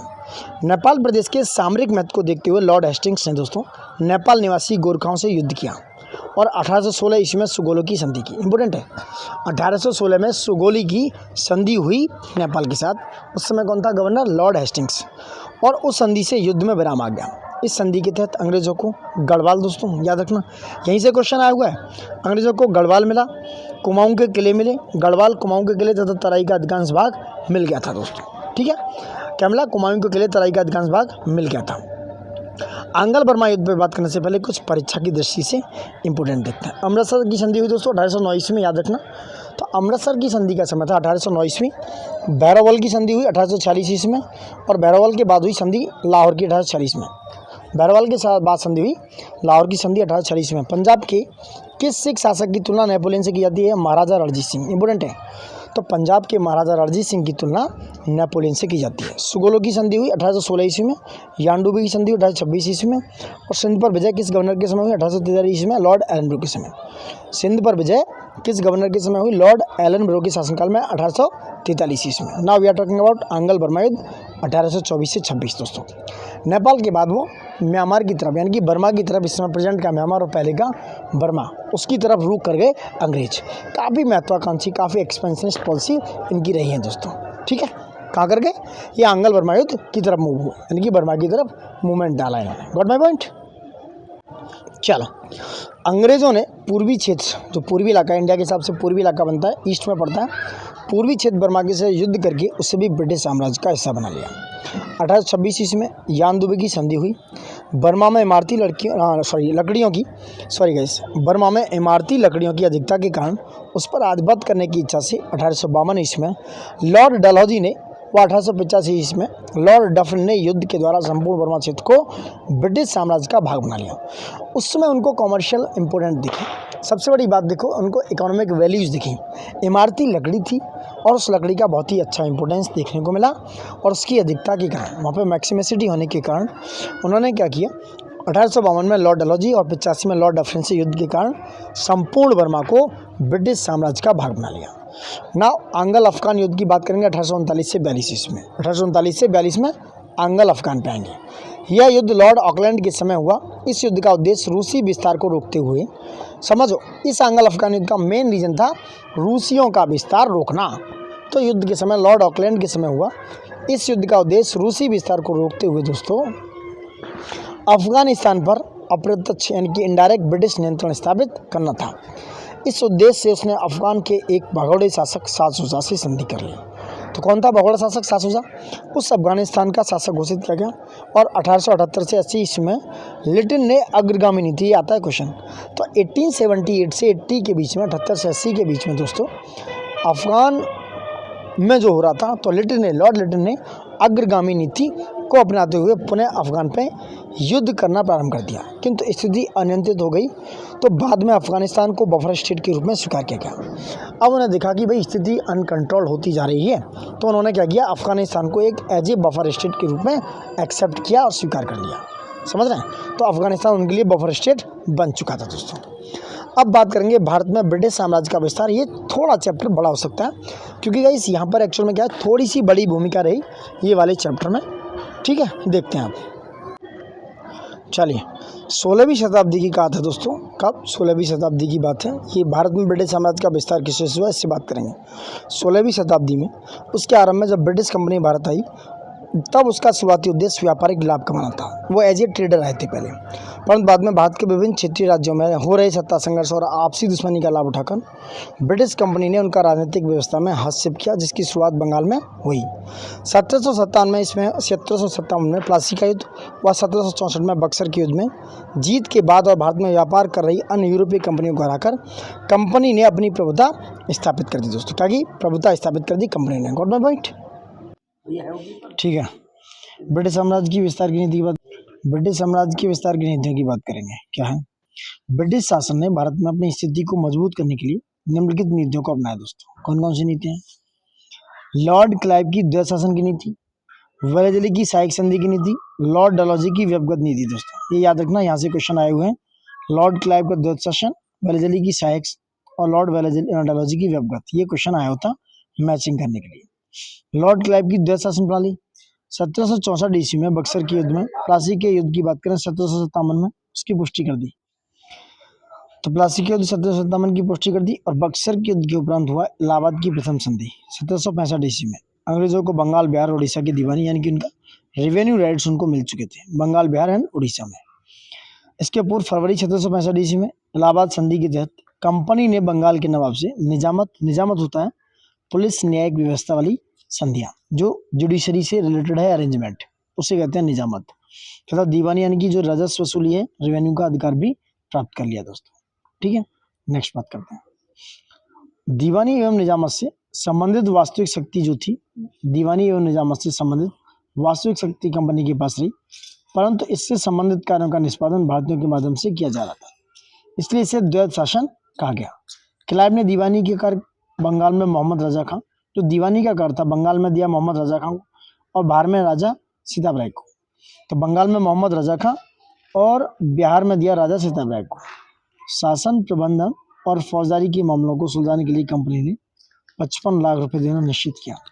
बंगाल के नवाब के अलवैस होने के कारण क्लाइव ने मोहम्मद रजा खां को नायब सूबेदार की संपूर्ण शक्ति दे दी थी, इसलिए बंगाल का नवाब नाममात्र का शासक रहा, और कंपनी ने बंगाल के आंतरिक नियंत्रण पर भी अपना प्रभावी नियंत्रण स्थापित कर लिया।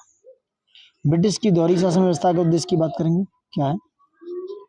बंगाल विजय के पश्चात यदि कंपनी वास्तविक शक्ति के रूप में सामने आती, तो उसकी जो दमन की नीति है दोस्तों, उसकी दमनात्मक नीतियां जनता के समक्ष प्रस्तुत की जा सकती थी, जिससे स्थानीय विद्रोह होने का भय रहता था, अन्य विदेशी प्रतिनिधियों के उठने का खतरा भी रहता। ठीक है, तो प्रतिद्वंदियों को जो नीतियां थी जनता के समक्ष प्रस्तुत हो सकती थी, स्थानीय विद्रोह होने का भय रहता था, अन्य विदेशी प्रतिद्वंदियों के उठने का खतरा भी रहता था। इसका एक कारण यह भी था कि कंपनी के पास उस समय अपना इतना पर्याप्त संख्या बल नहीं था, उसके पास फोर्स नहीं होती थी, जिससे कंपनी व्यापारिक कार्यों के साथ साथ प्रशासनिक व्यवस्था को भी संभाल सके दोस्तों।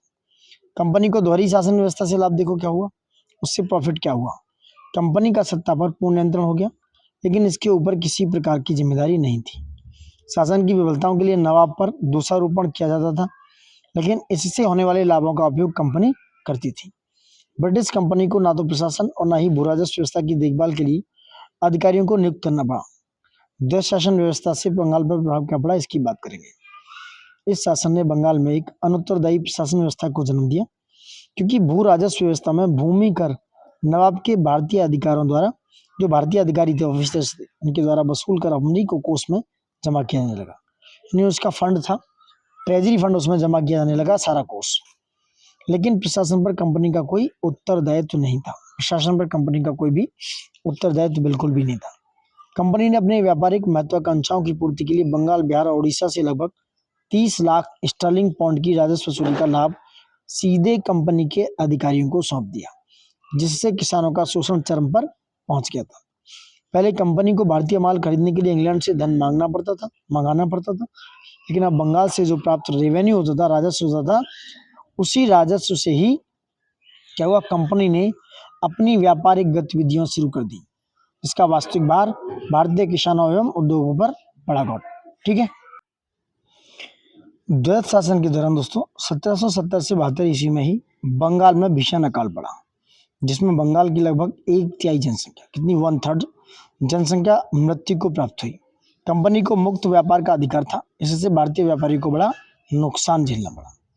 1769 से 70 की बात करें, 69 से 70 ईस्वी में कच्चे सिल्क के उत्पादन ने भारत के उद्योग व हस्तशिल्पकारों को हतोत्साहित किया, मतलब वो डिमोरलाइज हो चुके थे, क्योंकि उत्पादन के लिए मजदूर भारतीय ही होते थे। व्हाट माय पॉइंट, नेक्स्ट बात करें। ठीक है। 1769 का दोस्तों जो कि ये कहानी बहुत ही इंपॉर्टेंट थी, क्योंकि यहाँ पर ना बहुत सारा प्रोडक्शन जो हो रहा था इंडिया से, वो बहुत ही ज़्यादा डिमोरलाइज हुआ और लोग यहाँ पर हतोत्साहित हुए, उनका मोरल डाउन हो गया। 69-70 में कच्चे सिल्क के उत्पादन में भारत के उद्योग एवं हस्तशिल्पकार थे बेचारे, वो पूरी तरह टूट चुके थे, क्योंकि उत्पादन के लिए मजदूर भारतीय होते थे, ये इंडियन होते थे। कुछ मजदूरों ने तो इस उत्पीड़न से बचने के लिए अपने अंगूठे तक कटवा लिए दोस्तों। ठीक है, अपने अंगूठे का बलिदान दे दिया। लॉर्ड वेलेस्ली की सहायक संधि पर चर्चा करेंगे। ब्रिटिश साम्राज्य का दूसरा सबसे बड़ा विस्तार था लॉर्ड वेलेस्ली 1799 से 1805 ईस्वी के बीच में। लॉर्ड वेलेस्ली ने भारत में भारतीय शासकों को शत्रु बनाए बिना भारत के नए क्षेत्रों में विस्तार कर लाभ कमाने का प्रयास किया। वेरी वेरी टैलेंटेड आदमी था लॉर्ड वेलेस्ली। भारत पर इस शासन काल में मराठों और मैसूर जैसे प्रमुख शक्तिशाली राज्यों का पतन हो चुका था इस समय तक, क्योंकि मराठे और मैसूर ही अंग्रेजों को टक्कर देते, जिससे उनका पतन हो चुका। भारत में अपने साम्राज्य का प्रसार करना ब्रिटिश शासकों के लिए अनुकूल था। लॉर्ड वेलेस्ली ने अपने राजनीतिक उद्देश्य को पूरा करने के लिए 3 उपाय अपनाए। नंबर 1, सहायक संधि, खुला युद्ध और पहले से अधीन बनाई जा चुकी जो शासकों का क्षेत्र हड़पना, ये इनकी रणनीति थी। सहायक संधि हो गई, व्यवस्था होगी, उसका खुला युद्ध हो गया, पहले से अधीन बनाई जा चुकी शासकों का क्षेत्र हड़पना इनकी पॉलिसी में आ चुका था। वेलेस्ली से पूर्व फ्रांसीसी गवर्नर था दोस्तों डुप्ले, उसने सर्वप्रथम सहायक संधि प्रणाली का उपयोग करना शुरू किया। कौन था? जिसका नाम था वेलेस्ली से पूर्व डुप्ले। ठीक है। उसके बाद दोस्तों परंतु इस व्यवहारिक रूप देने का कार्य किया वेलेस्ली ने। डुप्ले ने शुरुआत जरूर की, बट इसको बिहेवियर में लाया, इसको काम करना शुरू किया, व्यवहारिक रूप देने का कार्य किया वेलेस्ली ने।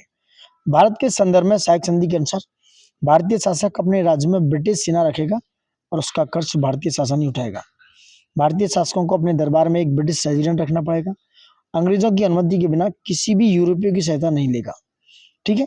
सहायक संधि स्वीकार करने वाला और अपनी सारी संप्रभुता खो बैठता था दोस्तों, समझ रहे हैं? उसकी जो सोवरेनिटी थी वो अंग्रेजों के अधीन आ जाती थी। सहायक संधि स्वीकार करने वाले राज्यों का क्रम देखें तो क्या है? नंबर 1, हैदराबाद 1798, मैसूर 1799, तंजावुर 1799, अवध 1801, पेशवा 1802, भोसले 1803 और सिंधिया 1804। ये सारे राज्य थे जिन्होंने डॉक्ट्रिन ऑफ लैप्स सहायक संधि स्वीकार की। सहायक संधि से कंपनी को क्या क्या लाभ हुआ, इसकी भी चर्चा करते हैं।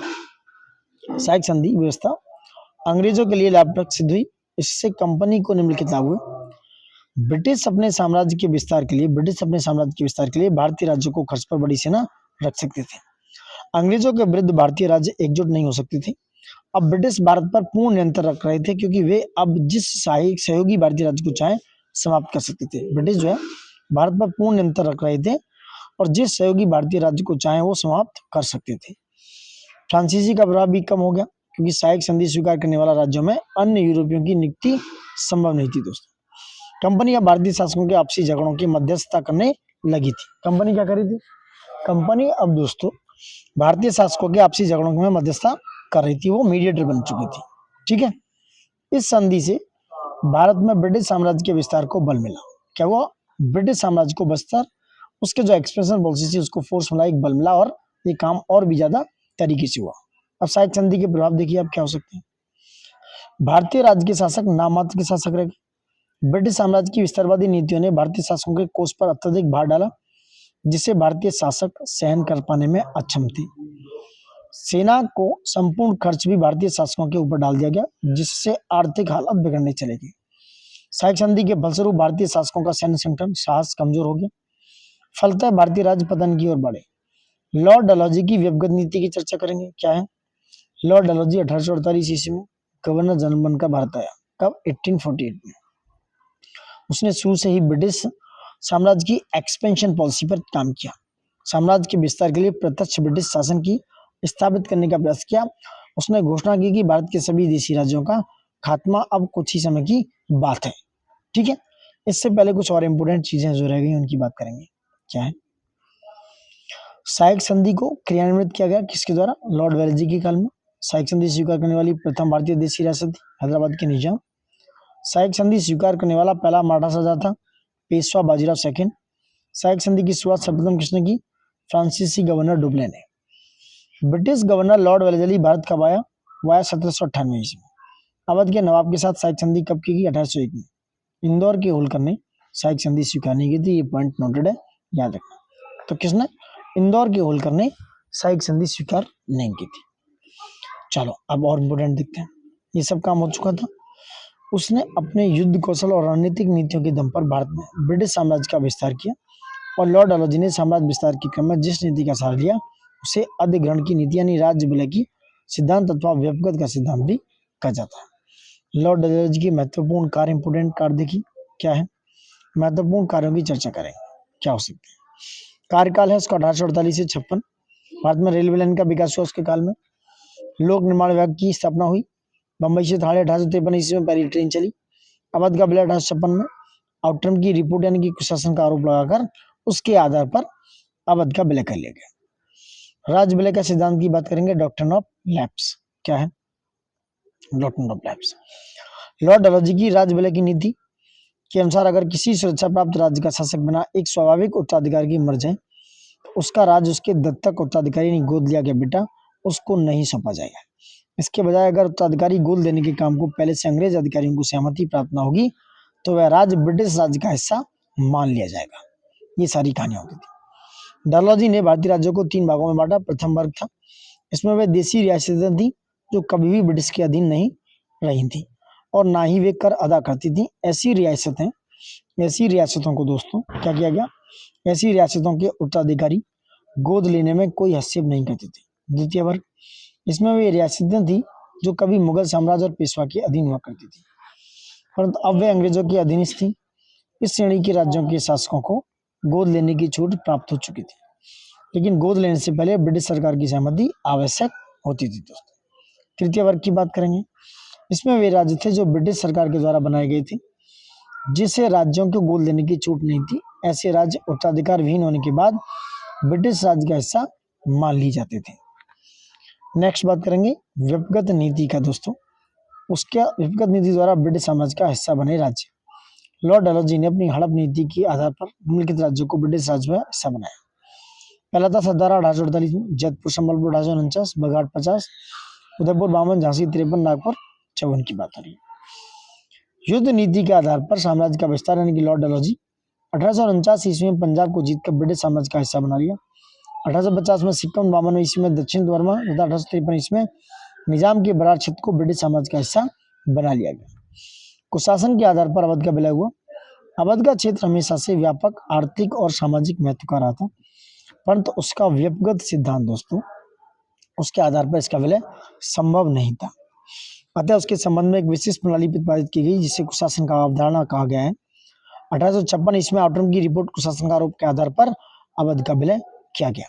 लॉर्ड डलहौजी ने अपनी इस व्यक्तिगत नीति में ब्रिटिश साम्राज्य का विस्तार किया, लेकिन इसने जनता में ब्रिटिश सरकार के विरोध में आक्रोश का बढ़ावा दिया। परिणामतः 1857 ईस्वी के विद्रोह की नींव पड़ी। देशी रियासतों के प्रति अंग्रेजों की नीति। विलियम ली वार्नर ने दोस्तों अपनी पुस्तक the native states of India, ये क्वेश्चन आ सकता है, विलियम ली वार्नर अपनी पुस्तक the native states of India में रियासतों के प्रति ब्रिटिश नीति के 3 भागों में बांटा। नंबर 1 स्वच्छित घेरे की नीति से बोलते हैं रिंग फेंस नीति, 1765 से 1813 ईस्वी में। ठीक है। आरंभ में ब्रिटिश कंपनी को भारतीय वस्तुओं को खरीदने के लिए भारी मात्रा में ब्रिटेन से सोने व चांदी के रूप में धन लाना पड़ता था, जिसका ब्रिटेन सरकार उसके द्वारा लगातार विरोध किया जा रहा था। जब बक्सर के युद्ध के पश्चात कंपनी का बंगाल के राजस्व पर नियंत्रण हो गया तो बंगाल की दीवानी से प्राप्त धन का व्यापार करना सुगम हो गया था। ठीक है। कंपनी ने अपने व्यापारिक उद्देश्य की पूर्ति के लिए क्या किया? वो ट्रेड उद्देश्य की पूर्ति के लिए कुछ प्रदेशों पर जीत हासिल की, लेकिन उन्हें बफर स्टेट यानी कि उभय प्रतिरोधी राज्य के रूप में की बनाए रखा। उदाहरण स्वरूप बंगाल पर व्यापार के व्यवधान से बचने के लिए अवध के साथ संधि कर उसे बफर स्टेट के रूप में रखा गया। निष्कर्ष है यह कहा जा सकता है कि इस काल में कंपनी ने अपनी स्थिति को सुदृढ़ यानी कि मजबूत करने के लिए शत्रु राज्य को मित्र राज्य को घेरने से नीति का पालन किया, शत्रु राज्य को मित्र राज्यों से घेरने की नीति का पालन किया। अधीनस्थ पथकन की नीति 1813 से 58 की बात है।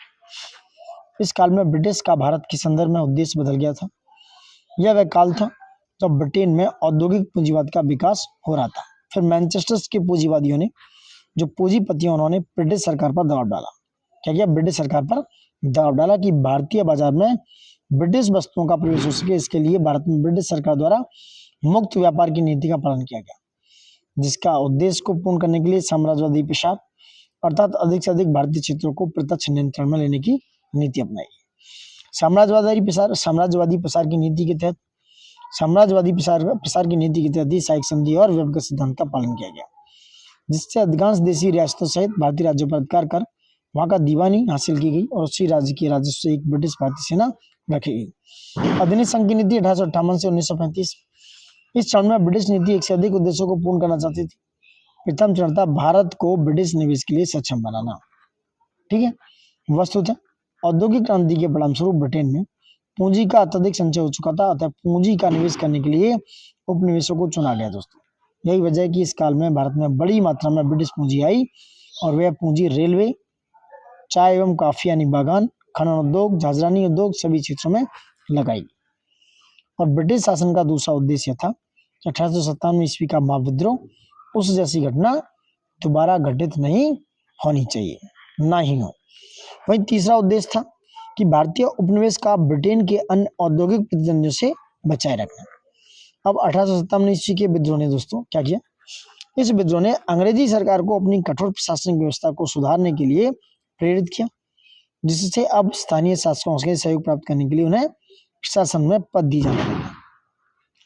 1858 ईस्वी के महारानी विक्टोरिया के घोषणा पत्र ने विलय की नीति को त्याग दिया। उन्होंने कि भाई अब कोई भी राज्य को विलय नहीं किया जाएगा, कोई भी राज्य उसको अपने अंडर में नहीं करेगी गवर्नमेंट। कौन सी?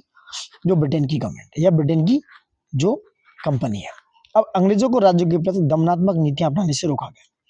समान संघ की नीतियां नहीं बोलते हैं, बराबर संघ की नीति। इस पर चर्चा कर लेते हैं क्या है, इस पर बाद में चर्चा करेंगे। थोड़ा यहाँ देखो परीक्षा की दृष्टि से क्या है। सुरक्षा प्रकोष्ठ की नीति संबंधित थी वॉरेन हेस्टिंग्स से। तथाकथित कुशासन के आधार पर जिस गवर्नर जनरल ने मैसूर राज्य के प्रशासन को ले लिया था वह था लॉर्ड विलियम बेंटिंग। ठीक है, नेक्स्ट बात करेंगे। ठगों के दमन से संबंध था कैप्टन स्लीमैन। अवध का अंग्रेजी राज्य में विलय किस गवर्नर जनरल से संबंध था? लॉर्ड डलहौजी। चूक का सिद्धांत हड़प नीति संबंधित थी लॉर्ड डलहौजी से। अंग्रेजों द्वारा सिंध पर कब्जा किया गया लॉर्ड एलनबर्ग के समय। चतुराईपूर्ण निष्क्रियता की नीति संबंधित है जॉन लॉरेंस से। जब अवध का ब्रिटिश साम्राज्य में विलय हुआ उस समय अवध का ब्रिटिश रेजिडेंट कौन था? James Outram. ठीक है, नेक्स्ट समान संघ की नीति यानी बराबर संघ की नीति दोस्तों कब बनाई? इसकी चर्चा करेंगे 1935 से 47 तक। इसमें भारतीय राष्ट्रवाद मूलतः परिपक्व यानी कि मैच्योर हो चुका था। इस राष्ट्रवाद की भावना को शांत करने के लिए संवैधानिक सुधारों पर बल दिया जा रहा था। इसी संदर्भ में भारतीय शासन अधिनियम 1935 पारित किया गया। इसमें देशी रियासतों का एक समान संघ बनाने की कोशिश की गई, हालांकि यह संघ बनाने की कोशिश नाकाम रही। संवैधानिक सुधारों व शासन हस्तांतरण के लिए क्रिप्स मिशन, वेवेल योजना, कैबिनेट मिशन, यहाँ से आप देख सकते हो क्रोनोलॉजी में गाइड क्वेश्चन यहाँ से बनाया। तो Cripps mission, Wavell, cabinet mission आदि समितियों का गठन किया गया। अंत में माउंटबेटन योजना ने भारत में स्वशासन की धारणा को स्वीकार कर लिया और भारत को आजाद किया गया। अतः भारतीय स्वतंत्रता अधिनियम 1947 पारित किया गया। 1857 ईस्वी के विद्रोह से संबंधित प्रमुख पुस्तकें और उनके लेखक की चर्चा करेंगे। The Indian war of independence 1857 V D. Savarkar. 1857 the great revolt Ashok Mehta. The peasant and the rise Eric Thomas Stock. The history of the sipahi war in India John William Kaye. Asbab Baghawat Hind, ये sir Syed Ahmad Khan. The sepoy mutiny and the revolt of 1857 R C. Majumdar. Causes of the Indian revolt 1858 sir Syed Ahmad Khan. The sipahi mutiny of 1857 HP. Chattopadhyay. Next बात करेंगे पीला युग। 1857 ईस्वी के विद्रोह के दमन के बाद ब्रिटिश सरकार ने भारतीय फौज को नवगठित करने के लिए बनाया था ये पीला युग 1857 में। Got my point? याद रखना। नेक्स्ट बात करते हैं देखो दोस्तों, यहाँ तक काफ़ी कंप्लीट हो चुका, 2 चैप्टर भी हैं, 6 चैप्टर मोस्टली इस मॉडर्न हिस्ट्री के कंप्लीट हो गए, ठीक है। और ये वीडियो नंबर 3rd है इस सीरीज में। सबसे रिक्वेस्ट है लास्ट तक देखिएगा, बने रहिए, लाइक शेयर सब्सक्राइब करते रहिए, ज़्यादा से ज़्यादा इस वीडियो को प्यार दीजिए। Thank you for watching it and जय हिंद दोस्तों एंड गुड लक।